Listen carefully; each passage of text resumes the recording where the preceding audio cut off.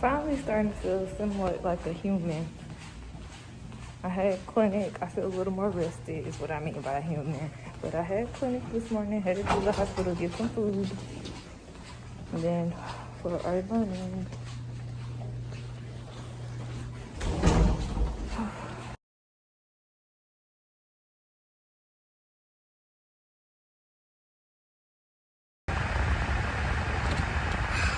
Y'all, hot isn't even the word. My steering wheel is so hot. I should have let my car cool off, but I don't even travel that far. But anyways, I am finally leaving for the day. It's 2:45. I am on, somebody had to go in the ambulance. They going across the street in the ambulance? It's confusing, but I guess that's what they gotta do. Anywho,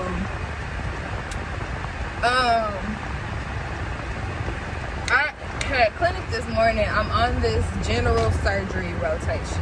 So in family medicine, you're probably like, why are you doing general surgery? So you still do it.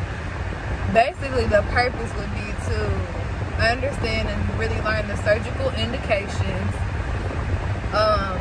for your patients, because you know everybody comes to us first for pretty much everything. Also, for you to be able to practice certain procedures like putting in central lines, colonoscopies, EGDs, things that you can do as a family doctor with the appropriate trainings, especially in areas that are underserved or do not have, you know, someone to do those procedures. So that's what it's for.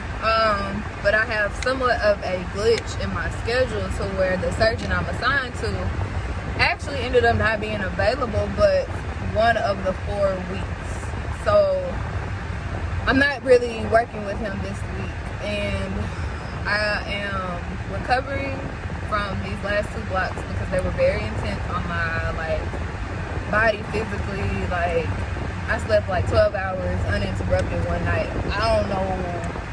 I really don't remember even getting up to the bathroom. I don't know if I did, but like I said, that shows the fatigue. My body has been really exhausted, but I can say I'm in a better mindset than I was throughout medical school, and I'm really grateful to God for that, because I really just prayed and focused on all the skills and things that I did to cope, that I maintained that same energy when I came to residency, and I didn't go backwards into the place I was in where I was so stressed and overwhelmed, where I was getting all that weight, having panic attacks, my blood pressure was up. I prayed that God gave me the ability and capacity to be at peace in Him, and He has given me the ability to rest in Him. It's still hard at times, of course, and residency is very challenging. It's exceptionally challenging for me for the areas that I'm not familiar with. And then, of course, I'm just not familiar with the systems. It's a lot of systems that you have to get down. It's not even only the clinical knowledge. But anyway, I'm getting rambly. This is getting long.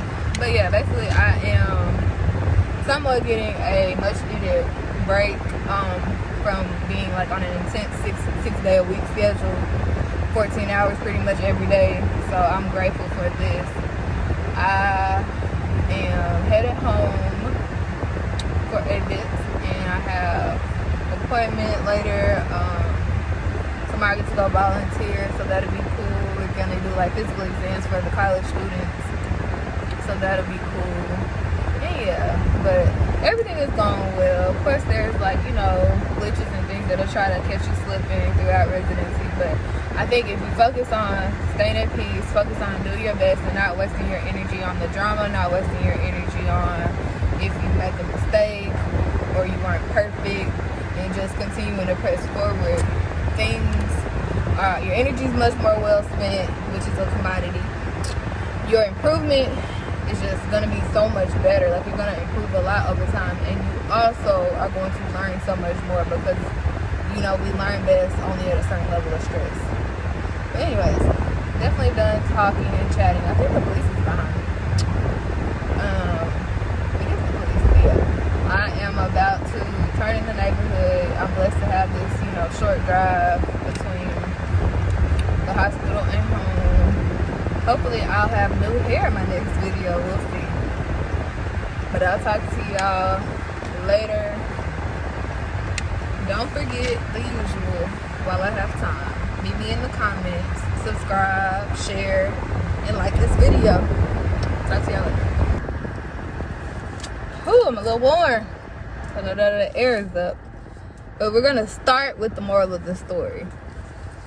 God really just wants us to like rest and trust in him a lot more. Because when we do, or at least for me, he works everything out so much better than you could have asked for, so much better than you could have anticipated. So there's no point in getting all anxious and stressed out. And trust me, I'm good at it. But there's no point in getting anxious and stressed out about things that he's still constantly in control of. Because he'll handle it. But anyways, I finished a 4-day streak of doing general surgery in person. I told y'all the whole situation. Basically, I've been not working with the surgeon because the surgeon only worked 4 days this week. I mean, this 4 weeks. But that's been good for me because I needed this break. I needed this time. And I did have a robust surgery experience in medical school. So I really just needed the time to study as much as I could. But to talk about some of the things I did get to do that I do have to learn how to do, which is great. I did get to place a central line, which is you call it a central line, a central venous catheter, or, in like most layman's terms, the IV in your neck. So I did get to practice doing one of those, which was really great. It was a little challenging because I had never done one before, and I had honestly never really studied how to do one, but it all worked out. Place that was able to be in a couple of procedures, which was great. But it was just cool to kind of get some procedures, learn a lot of the good information that'll help me as a family physician, because obviously I'm not training to be a surgeon, but I have to understand surgical indications. So I did get to do a port placement, which is often something it's similar to this line, but it's placed under the skin, typically in the chest. They put it in the deltoid-pectoral groove. So deltoid, y'all know your deltoids, and then your pectorals, your chest muscle.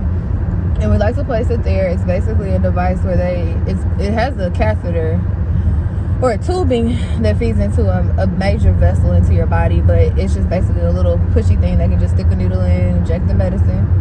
That's it. And it's great for people that are on chemo or just other things that they have to get constant medications. And it has a lower infection risk than other types of like IV accesses. So got to do one of those, and I really appreciated doing that as well. Saw some patients in his clinic, also saw my own patients in clinic, of course, and saw patients in the hospital. A lot of the patients were post-op, so they had some major abdominal type surgery or something like that. They kept them in the hospital a few days. A lot of times when you have an open abdominal surgery, you have to stay longer. If you have something laparoscopic, which is where they put the cameras, so lap means abdomen, scope is like glasses or something like that. When you have something like that, you can go home a lot quicker because we're basically just making 4 small holes, and if you're doing well the next day, you're doing well. Nothing to keep you in the hospital for, and these are not the days, of course, to be in the hospital. So I got to remove some drains, remove chest tube. Chest tube is often for the lungs. If you're having some issues with your lungs being collapsed or having fluid around the lungs. In this case, that patient had blood around the lungs. So those are all the interesting type cases. For me though, it's interesting, but it's just kind of sometimes I feel less interested at times. But anyway, it's all been good learning experience, and I'm grateful I got to meet some great surgeons, and I'm really blessed that I had the opportunity. And just busy, getting everything else handled and taken care of with life. I am glad that I had lunch today, even though it's still later, but lunch was sometimes a commodity. We were missing it. But that all worked out. God was still faithful through it all. And yeah, so I don't think I had any more cases, excuse me, but I guess I'll stop talking since I'm yawning in the camera. Talk to y'all later.